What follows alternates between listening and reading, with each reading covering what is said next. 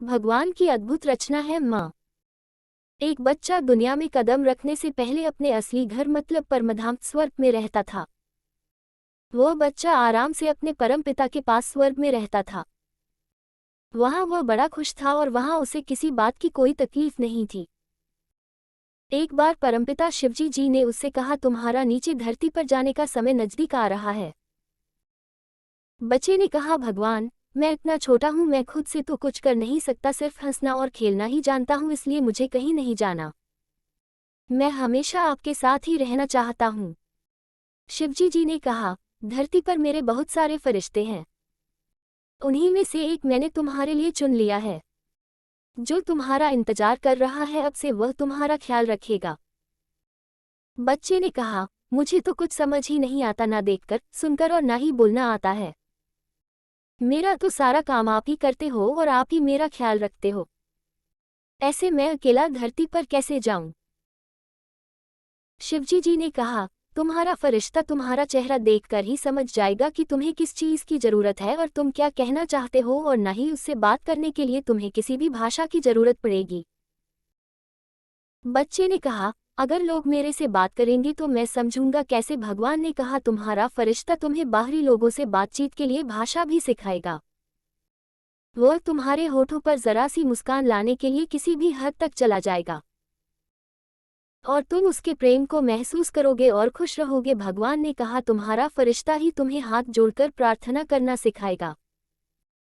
इस तरह तुम हमेशा अपने मन की बात मुझसे कर सकोगे। बच्चे ने कहा, मैंने सुना है कि धरती पर बुरे लोग भी होते हैं, मुझे उनसे कौन बचाएगा? मैं तो अपनी रक्षा करना नहीं जानता।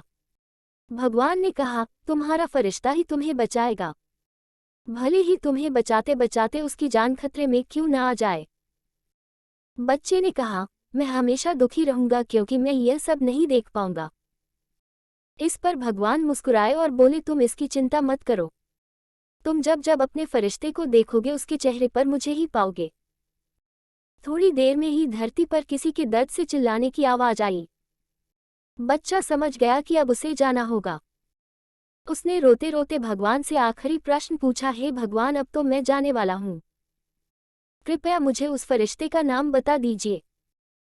भगवान बोले, फरिश्ते के नाम का कोई महत्व नहीं, बस इतना जान लो कि तुम उसको माँ कहकर बुलाओगे और माँ अपनी ममता से तुम्हारा पालन पोषण करेगी और तुम्हें उसके पालन पोषण से ऐसा लगेगा कि जैसे तुम अपने परमपिता परमात्मा के पास हो।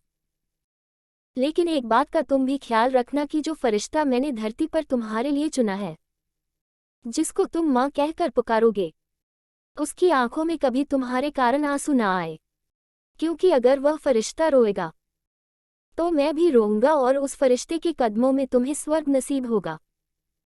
इसलिए उस फरिश्ते के पैरों को चूमना और उनका ख्याल रखना, क्योंकि माँ की ममता का मोल तुम कभी चुका नहीं पाओगे।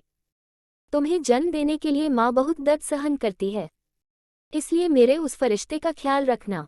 अगर आप हमारे चैनल पर पहली बार आए हैं तो चैनल को सब्सक्राइब कर लीजिए और आने वाली अगली कहानी का आनंद लें।